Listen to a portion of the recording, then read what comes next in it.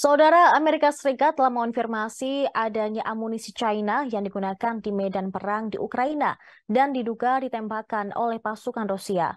Sumber pemerintah AS belum mengetahui secara jelas apakah amunisi tersebut dipasok oleh China.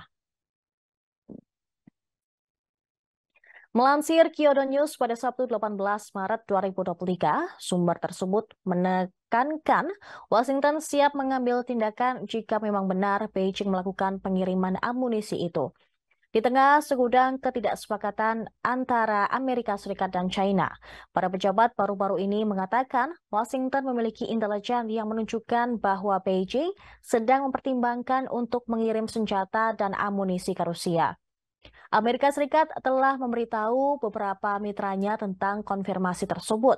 Konfirmasi itu datang ketika Presiden China Xi Jinping berencana melakukan perjalanan ke Moskow untuk kunjungan kenegaraan selama 3 hari mulai hari Senin bertemu dengan Presiden Rusia Vladimir Putin. Dalam perjalanan pertamanya ke Rusia sejak invasi ke Ukraina dimulai pada Februari tahun lalu, Xi Jinping secara luas diperkirakan akan menegaskan kembali hubungan dekatnya dengan Vladimir Putin. Dalam pembicaraan dengan Xi Jinping, Presiden Amerika Serikat Joe Biden memperingatkannya tentang konsekuensi serius jika China memberikan dukungan militer kepada Rusia untuk perangnya di Ukraina. Pemerintah AS telah menetapkan bahwa amunisi yang ditemukan di Ukraina diproduksi di China setelah menganalisis komposisinya dan faktor lainnya.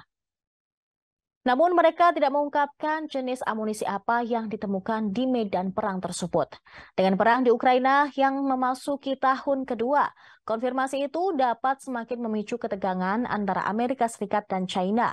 Joe Biden mengatakan awal pekan ini bahwa dia berharap untuk segera berbicara dengan Xi Jinping.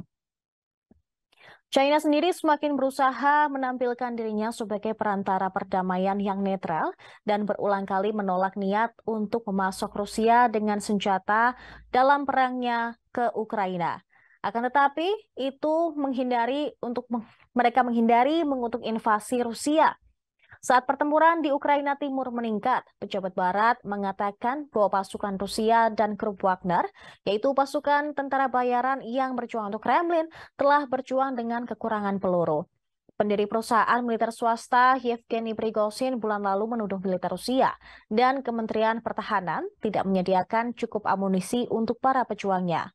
Situs web berita Amerika Serikat Politico melaporkan minggu ini bahwa perusahaan China telah mengirim 1.000 senapan serbu, suku cadang drone, dan peralatan lain kepada entitas Rusia dengan potensi penggunaan militer.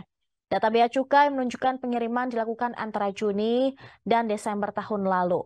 Dikatakan data tidak menunjukkan apakah barang-barang tersebut dikirim ke Rusia secara khusus untuk membantu upaya perangnya di Ukraina. Terima kasih sudah nonton. Jangan lupa like, subscribe, dan share ya.